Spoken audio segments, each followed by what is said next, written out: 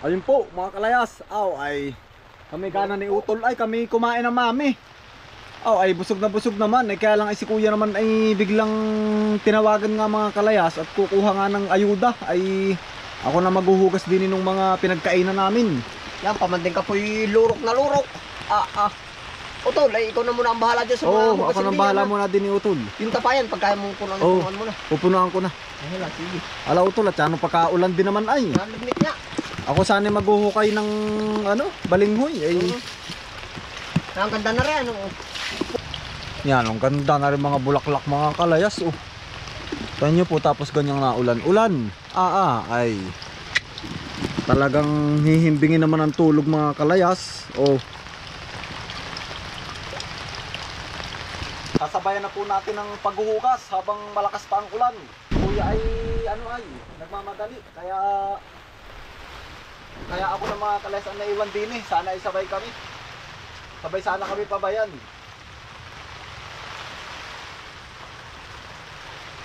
Pero pagkahugas ko naman na rin mga kalayas, ay ako ipauwi na rin. Nauna lang si kuya. Bali dati mga kalayas, pinalula. Ay ganito po yung setup. May tapayan, tapos ay meron po siya nung parang labangan. Kami ni ka-best friend. Tulong kami dati mga kalayas, paghuhugas. Gawa ng ako naman ay bata pa. Tapos si Kuya PJ naman, yung sinundan po ni Kuya ka-best friend. Tulo na po at gawa ng yun po ang medyo malaki-laki po sa amin na yun. Masaya rin po pag ganito mga kalayas. Tapos mamaya inipunan ko naman mga kalayas ng tubig habang may yung isang tapayan dun sa kusina. Kaysa ako kukuha pa ng tubig mga kalayas dun sa kabila ay dito na. Sinabayan ko na at naulan. Lorena, minamahal kita. Lorena, ang pag-ibig ko'y ikaw.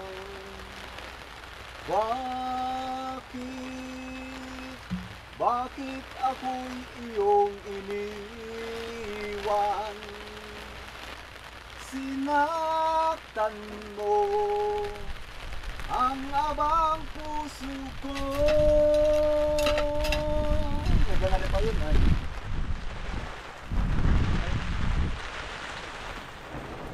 Lorena, minamahal kita. Araw gabi, ikaw ang nasa isip ko. Ayun mga kalayas, ayun ay mga kantahin ng tatay. Yung kantahin nila ay kwento ng aking tatay. Ay sila daw ay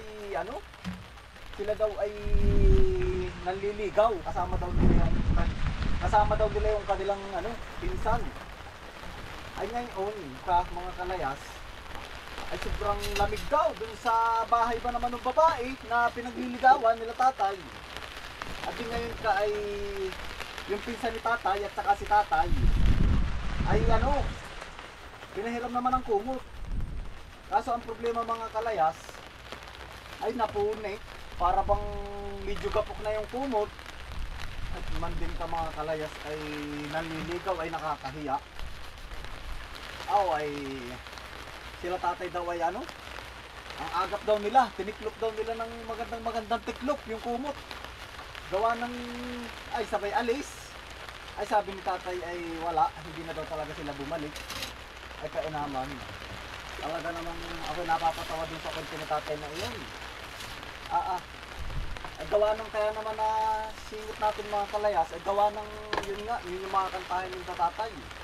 At di syempre ay paminsan mga kalayas ay tayo naman ay open po sa ating mga magulang sa pakikipagkwentuhan po. Kumbagay minsan po ba tinatanong ko rin si tatay. Tinatanong ko rin kung sino yung mga niligawan, sino yung mga nanligaw kay nanay. Itatapon ko lang po muna din eh.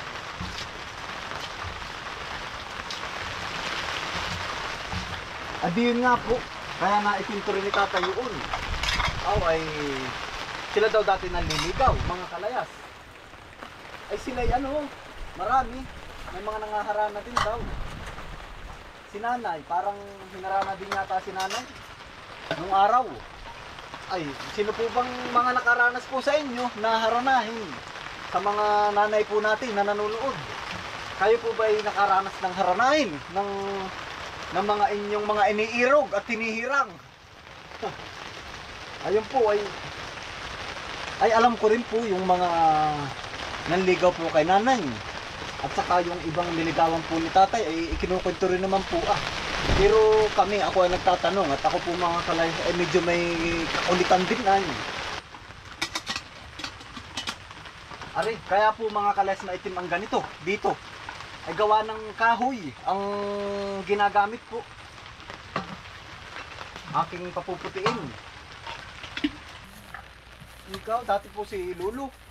Ayun po ay medyo marunong maggitara. Kami po ay nalilibang pag si Lulu ay nagigitara. Lalo na po pag yung ganitong malakas po ang ulan, mga kalayas. Ay kami po sama-sama doon sa may kinalula. Gawa ng hindi rin naman po makakapagtrabaho at gawa ng maulan nga. Hindi rin po nakakapagtrabaho sa bukid. Tapos ay kami ang meriendahin po lagi, saging. Pinalulo.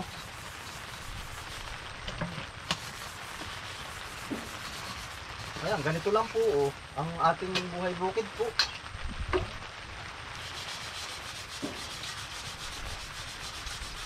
Hindi na rin po kayang paputiin talaga ng sobrang puti. Gawa ng lagi namang pinag-iinitan mga kalayas ay. Pero pag po ganitong pag po yung ganitong sawa sa tubig, ang ginagawa po talaga namin, sinasabayan na po namin ng linis yung mga gamit po din.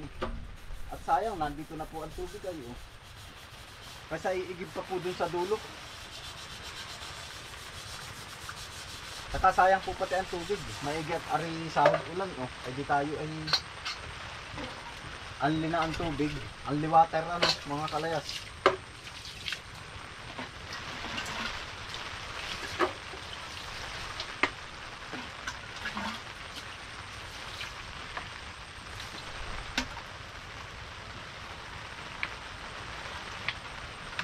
Maiba ako mga kalayas.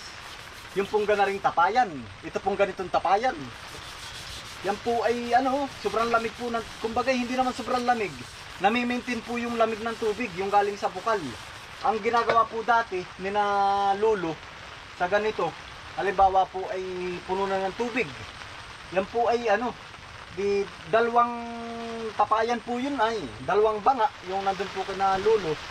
Isa po na kuha na ng inumin.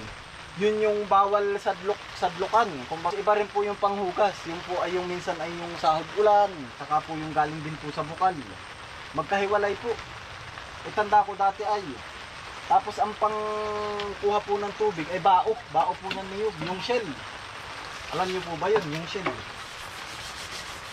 Tapos pag naulan, tanda ko, ako nag-iipon din po ng tubig. Gawa ng yun naman ay sa lulo lang. Parang itatapat mo lang mga kalayas. Di ako nagbabantay habang si Lula ay may ginagawa. Naalala ko na yun ay. Masaya naman po ang buhay probinsya.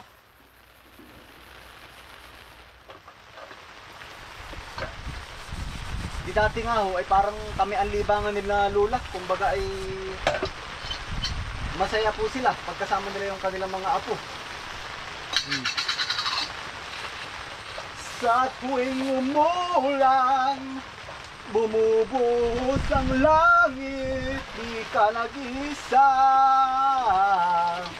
Kaibigan, wala po tayong kakwentuhan gawa ng tulo lang po ay. Kaya na lang po ang kukwentuhin ko mga kalayas. Away. Ala, lakas pa ng ulan. Para kita'y unliwater.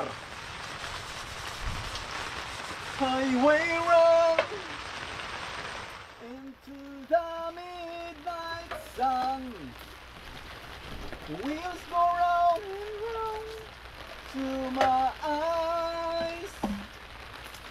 Restless song, sleepless at night. Wonder where you are. without you.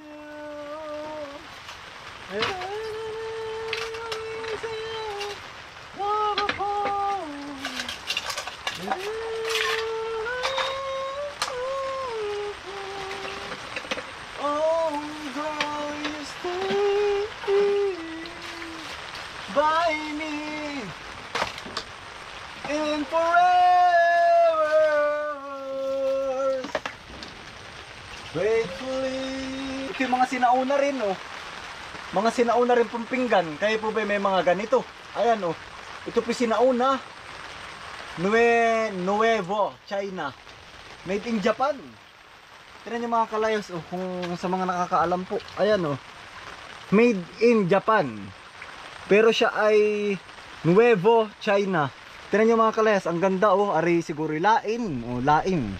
Ay hindi, ano kayang halaman to? Hindi ko pala alam. Ayan po, oh. Sinauna po ari, itong mga gamit po namin din. Bali, dun ko na po ipapinalize ng banda, hugasan ko pa po. Po ay siguro itong mga plato na to, mga kalayas. Baka ari matanda pa sa akin. Tingnan niyo po, oh. Alam mo po nung araw, mga kalayas. Nung araw po, kapag kasalan ay di ganito po ang mga regalo ano sa mga nanay, sa mga ikinakasal. Ayan po, oh. Ito po yung mas matanda pa sa akin. Aring pinggan na ari. Oh. Made in Japan. Siguro po iilang na rin yung mga ganitong plato. Ito bago na ito ay, oh. Bago na itong plato na to, mga kalayas. Itong kulay puti na ari.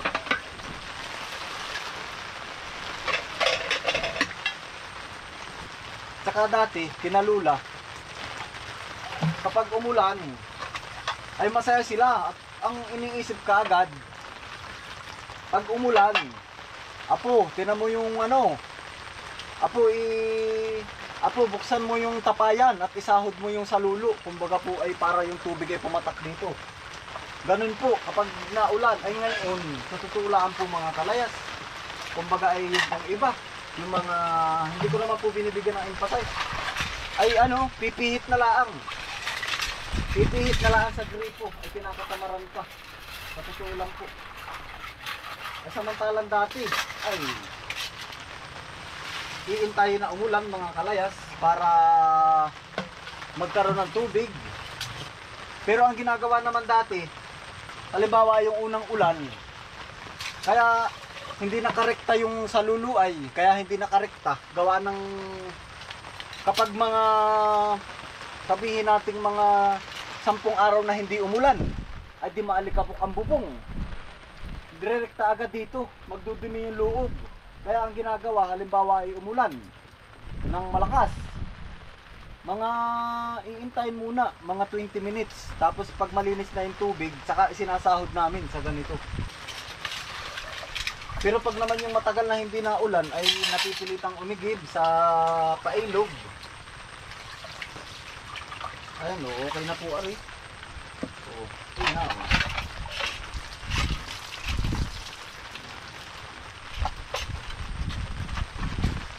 Do it one more time. Maganda mga kalis pag naulan, advantage po yan para sa mga taga-bukid. Kung malayo man po ang source of water, ay panalo mga kalayas. Itong palayok oh. Nakakapagtaka din yung palyok no. Ito mga kalayas, pagka daw idilagay mo ng sa apoy, matitipak ito. Halimbawa ay walang laman, matitipak daw yung ganitong palayok. Tapos ay dapat siya ay laging may tubig o basta may sinaing. Sabi ni kuya, kung ako daw ay sinisipag magpuno na rin, ay punuan ko daw muna mga kalayas. At naigit pag nagtag-init, ay meron pa siyang stock na tubig din eh, ano. Bali ganito po, yung experience namin dati kinalula. Nag-iipon po kami ng tubig mga kalayas sa tapayan. Kapag maulan naman, ay kami sama-sama mga kalayas. Si Lolo, tsaka si Lula. Tapos minsan ay natambay yung mga pinsanin namin doon, mga kabinataan. Ako nun ay Batang-bata pa kasi nga mga 6 na taon. Ay pag naulan, tanda ko dati si inana ay kantang-kanta, kinakantahan kami. Ay ako naman ay nakakatulog mga kalayas. Ang kinakanta nun ay yung mga pambata, yung maestra, wag kang magagalit. Pero ang tanda ko mga kalayas, yung Paru-Parong Bukid. Ay kinakanta lagi sa amin yun, nakakamiss nga si Lula. Paru-Parong Bukid, nalilipad-lipad sa gitna ng daan, papagapagaspa sang baraan tapis, sang dangkal ang manggas, ang sayad di kola, isang pyesa ang sayad. May paineta pa siya, uy, may suklay pa man din, nagwas de ojetes ang palalabasin. Haharap sa altar, uy, at mananalamin, at sa kalalakad ng pakinding-kinding. Ayan, ang saya mga kalayas. Parang buhay na buhay pa rin sa aking alaala ang aming lola. Ay, malapit na rin mapuno. Pag ako'y may 3 palayok pa, puno na rin mga kalayas. Hindi ko na masyadong pupunuin. Pero ito halos nandito na siya sa kanyang bibig dito sa bukana, oh. Yan, bali ito po yung tapayan, oh. Ganda mga kalayas, oh. Mayroon pang ito parang orchids. Ayan po, oh. Tumila na ang ulan. Doon po tayo nakakuha ng tubig sa kabilang yun. Sama ng panahon, oh. Oh, ay sobrang dilim ng ulap, sobrang dilim ng langit, oh. Ayan, oh. Buhay na buhay naman yung mga flower ni Kuya Dini, oh. Ganda baga, oh. Dito na lang po ang ating vlog. Maraming salamat po sa inyong pagsama. Hindi na po tayo makapagtrabaho mga kalayas at gawa ng nain naman. At yan ang dilim ng langit, oh. Ayan, oh. Ang lakas ng maya maya lulurok na naman ng ulan. Oh, yan. So bali yun lang po. Maraming salamat po sa walang sawang pagsuporta sa aking YouTube channel. Ingat po ang lahat. God bless us all. Peace out. Bye.